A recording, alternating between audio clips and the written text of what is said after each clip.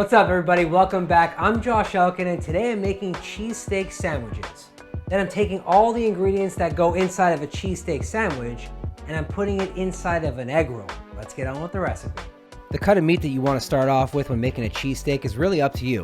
The thing you gotta know is you want to make it cold, almost frozen, so it's easier to slice super thin. This cut is a beef tenderloin. Sure, if you have the world's sharpest knife and you're very good at hand-eye coordination, you could probably cut this super thin. Or you could take a shortcut and kind of freeze it. Either way, this recipe requires the thinnest steak you can get. Typically for me, when marinating any kind of meat, I like using a Ziploc bag. But if you don't believe in Ziploc bags, you could easily just use a bowl. Now, before you guys jump down my neck and hit the comments with, "This isn't a traditional Philly cheesesteak," yeah. Not every cheesesteak is from Philly. And because this cheesesteak hails from my kitchen, I'm gonna make it however the heck I want. And when I marinate my cheesesteak, I like using Worcestershire, salt, pepper, garlic powder, and olive oil. All right, now for these condiments, not only are we gonna eventually make a little homemade cheese whiz, but I'm also gonna saute some onions and get them caramelized. So the first step to do that is math. To properly dice an onion, the first thing you wanna do is cut it in half. Then turn it and cut about 5 to 6 vertical slices into each half. Then turn it on its flat side and cut it again horizontally, keeping the root intact. Then slice it downwards across these cuts to make diced onions. All right, now I'm gonna make some homemade cheese whiz, which up until this point I thought was kind of hard. Then I made this and I realized that was silly. It's really easy. Now this cheese sauce has a lot of different ingredients, but what gives it that electric yellow color is the turmeric and the mustard powder. The one thing that I wanted to achieve when making this cheese sauce or homemade cheese whiz is that it was electrifyingly yellow.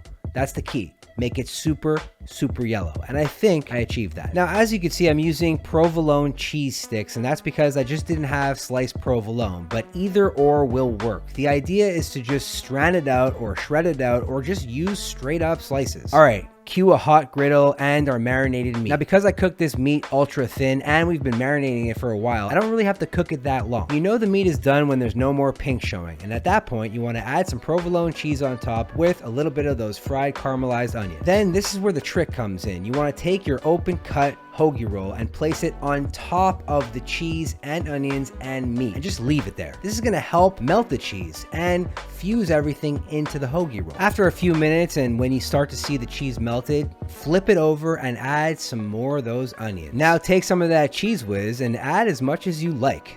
That's the sandwich. Now moving on to the egg rolls. Egg roll wrappers.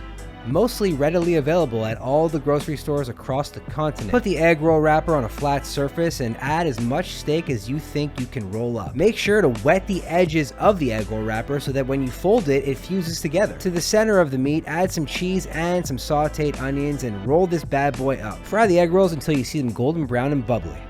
Not only did I make an irresistibly awesome and easy cheesesteak sandwich, perfectly seasoned steak, a liquid cheese that I'm gonna take to other things in other places for other recipes. I took all that and I made an egg roll with it.